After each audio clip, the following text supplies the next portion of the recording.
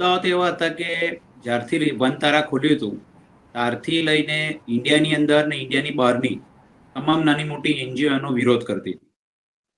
વિરોધ કરવાનું કારણ એ હતું કે ભાઈ મિની ઝૂના આધારે આ લોકો બધા જ એનિમલ્સ લાઈ ત્યાં સ્ટોરેજ કરે છે. એક જાતનું એ જેલ થતું હતું એટલે બધા ઘણા બધા વિરોધ હતા.